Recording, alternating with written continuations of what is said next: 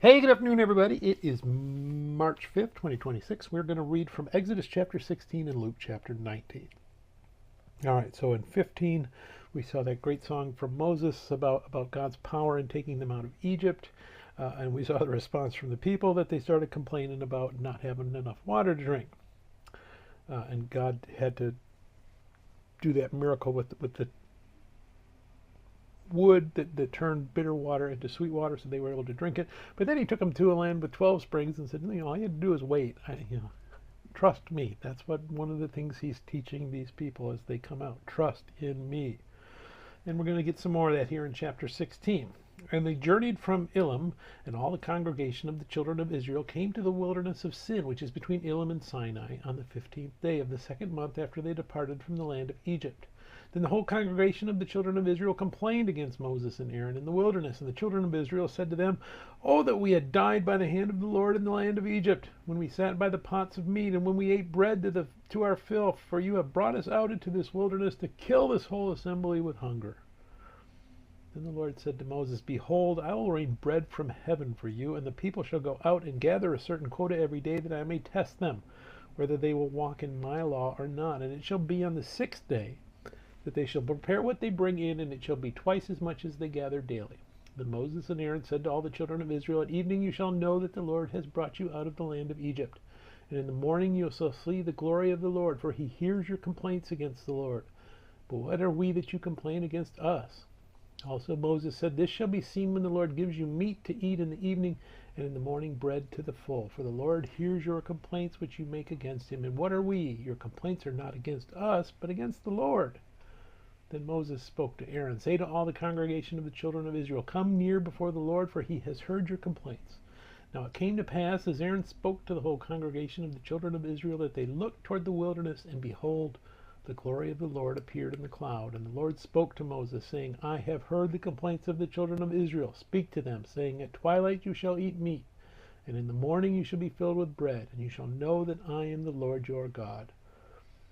So it was that quail came up at evening and covered the camp, and in the morning the dew lay all around the camp. And when the layer of dew lifted, there on the surface of the wilderness was a small round substance, as fine as frost on the ground. So when the children of Israel saw it, they said to one another, What is it? For they did not know what it was. And Moses said to them, This is the bread which the Lord has given you to eat. This is the thing which the Lord has commanded. Let every man gather it according to each one's need, 1 omer for each person, according to the number of persons. Let every man take for those who are in his tent.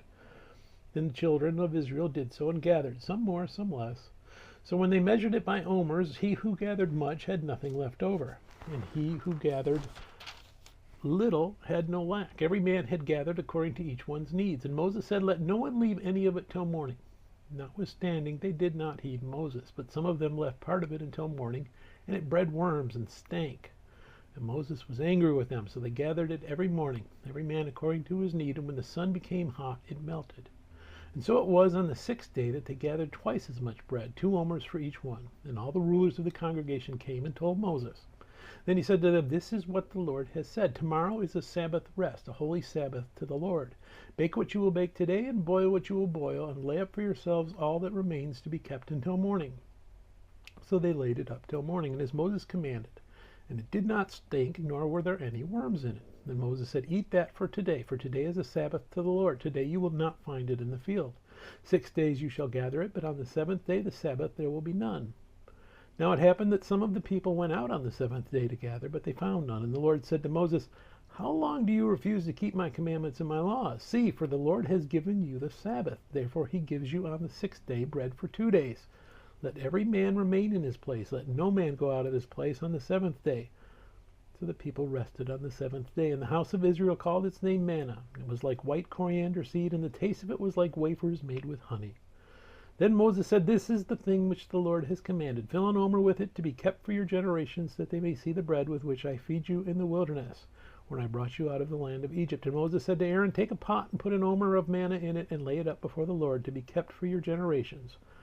As the Lord commanded Moses, so Aaron laid it up before the testimony to be kept. What would be the testimony? Well, Moses wrote the testimony. So he's got the book that he wrote, Genesis, Exodus, and as he continues on, and there's a pot of manna. We don't have the ark yet. We don't have the Ten Commandments. When we get those, then those will go inside the ark. When the ark is lost, we lose those. Verse 35, and the children of Israel ate manna 40 years until they came to an inhabited land. They ate manna until they came to the border of the land of Canaan. Now an omer is 1/10 of an ephah. So we get a little bit of foreshadowing that because right now they've not been condemned to walk the wilderness for 40 years, but when that happens, this manna continues. So the entire time that they are in the wilderness until they get to the promised land, God gives them manna to eat every day, except for the Sabbath day, which they're supposed to get twice as much. And of course, the people live happily ever after. Well, now they're going to complain some more, and we'll get to that tomorrow. So let's move to Luke 19. Jesus entered and passed through Jericho. Now behold, there was a man named Zacchaeus who was a chief tax collector, and he was rich. Jews of the first century would have hated tax collectors because they worked with the Romans. And since they worked with the Romans and everyone hated them, they might as well put a little extra in their pockets. So animosity kind of went both ways there. Verse 3, and he sought to see who Jesus was, but he could not because of the crowd, for he was of short stature. So he ran ahead and he climbed up into a sycamore tree to see him, for he was going to pass by that way. And when Jesus came to the place, he looked up and he saw him, and he said to him, Zacchaeus, make haste and come down, for today I must stay at your house. So he made haste and he came down and received him joyfully. But when they saw it, they all complained, saying, he is gone to be a guest with a man who is a sinner. And again, we saw that these feasts would have audiences, so people have come in and they're looking to see who's who and who's where and where did they get to sit. And they're mumbling, well, doesn't Jesus know who this guy is? And during this feast, verse 8, then Zacchaeus stood, and he said to the Lord, look, Lord, I give half of my goods to the poor, and if I have taken anything from anyone by false accusations, I restore fourfold. So not only does Zacchaeus repent, he does it publicly before everybody. I'm going to give half my stuff to the poor, and if I ripped any of you off, come on, come up. I'm going to give you 4 times what you think I took from you. And Jesus said to him, today salvation has come to this house because he also is a son of Abraham. Not only is he forgiven of his sins, but he's a Jew. He will bring him back into your family. Restoration, not just salvation, restoration. Today salvation has come to this house because he also is the son of Abraham. For the Son of Man has come to seek and to save that which was lost.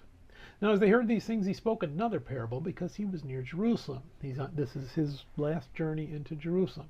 And because they thought the kingdom of God would appear immediately. And we talked about that the other day, that the Jewish idea then is there's the fallen world and here comes the kingdom, and it's going to completely replace the fallen world immediately. But that's not what we got with the gospel. We have the fallen world and the kingdom has come, and now we're in this mixed period. We're still in the fallen world, but the kingdom is breaking through, and it's breaking through us into the fallen world. And eventually at his second coming, that's when the replacement happens. Verse 12, therefore he said, a certain nobleman went into a far country to receive for himself a kingdom and to return. So he called 10 of his servants, delivered to them 10 minas, and said to them, do business till I come. But his citizens hated him and sent a delegation after him, saying, we will not have this man to reign over us. Now we've heard this story before, something similar to it. Now, what's the difference? Why does Luke tell it one way? Matthew tells it one way. Isn't it the same story? And we want to see, this is before the internet. This is before social media. This is before TV. This is when, if I wanted to tell a story to a whole bunch of people in a whole bunch of different places, I had to go from place to place and tell them the story. Now, as Jesus is doing this, we want to see that he does change the story a little bit better to fit who he's talking to. He doesn't change the meaning of the story. He doesn't change the important parts of the story, the truth of the story, the parts that are pointing to the kingdom. But he does change some of the details so that people understand it better. Let me get this alarm off here. And when Herod the Great died, his son Archelaus went to Rome and said, I want to be the king in his place. And the Jews actually did send a delegation to Rome to say, no, no, no, we don't want this guy. He's horrible. He's terrible. But they made him king anyway, and he came back to Jericho, this same place that Jesus is, to establish his kingdom. And it was horrible, and it was terrible, and he eventually has it taken away from him. So we've seen this story before, and we saw the 3 with the talents. Now we get 10 with minas, and we get this story about the king. So he's personalizing that parable for these people so that they understand better what he's getting at. Mine is far less than talent, so less is involved, given to more people. Let's continue this for verse 15. And so it was that when he returned, having received the kingdom, he then commanded these servants to whom he had given the money to be called to him, that he might know how much every man had gained by trading. Then came the first, saying, Master, your mina has earned 10 minas. Then he said to him, Well done, good servant. Because you were faithful in a very little, have authority over 10 cities. And the second came, saying, Master, your mina has earned 5 minas. Likewise he said to him, You will also be over 5 cities. So again, mina was the smaller amount, but the reward is much greater. You're getting an entire city to control. And what does the mina represent? It's still faith. So he didn't change that meaning of it. You have a little bit of faith, and you exercise that faith wisely, you get rewarded. Verse 20, Then another came, saying, Master, here is your mina, which I have kept put away in a handkerchief. For I feared you, because you are an austere man. You collect what you did not deposit, and reap what you did not sow. And he said to him, Out of your own mouth I will judge you, you wicked servant. You knew that I was an austere man, collecting what I did not deposit, and reaping what I did not sow. Why then did you put my money in the bank, that at my coming I might have collected it with interest? And he said to those who stood by, Take the mina from him, and give it to him who has 10 minas. But they said to him, Master, he has 10 minas. For I say to you, that to everyone who has will be given, and from him who does not have, even what he has, will be taken away from him. But bring here those enemies of mine who did not want me to reign over them, and slay them before me. So the same outcome with the servant that hid his faith away. Well, if you're going to hide your faith away and not use it, you're not getting a great reward when you get to heaven. He's still going to go to heaven, because he did have a little bit of faith. The real enemies, the ones that made themselves enemies of the Son. You get a little bit of faith and you exercise it, great reward. You get a little bit of faith and you don't do anything with it, well, you got the faith, you're saved, but you're not going to get too much when you get to heaven. You opposed it all the way, you get nothing. You are an enemy. You're going to be treated as such. Verse 28, When he had said this, he went on ahead, going up to Jerusalem, and it came to pass, when he drew near to Bethphage and Bethany at the mountain called Olivet, that he sent 2 of his disciples, saying, Go into the village opposite you. Where as you enter, you will find a colt tied on which no one has ever sat. Loose it and bring it here. And if anyone asks you, Why are you loosing it? Thus you shall say to him, Because the Lord has need of it. So those who were sent went their way and found it just as he had said to them. But as they were loosing the colt, the owners of it said to them, Why are you loosing the colt? And they said, The Lord has need of him. And they brought him to Jesus, and they threw their own clothes on the colt, and they set Jesus on him. And as he went, many spread their clothes on the road. Then as he was now drawing near the descent of the Mount of Olives, the whole multitude of the disciples began to rejoice and praise God with a loud voice for all the mighty works they had seen, saying, Blessed is the King who comes. In the name of the Lord, peace in heaven and glory in the highest. Some of the Pharisees called to him from the crowd, Teacher, rebuke your disciples. But he answered and said to them, I tell you that if these should keep silent, the stones would immediately cry out. Now as he drew near, he saw the city, and he wept over it, saying, If you had known, even you, especially in this your day, the thing that makes for your peace, but now they are hidden from your eyes.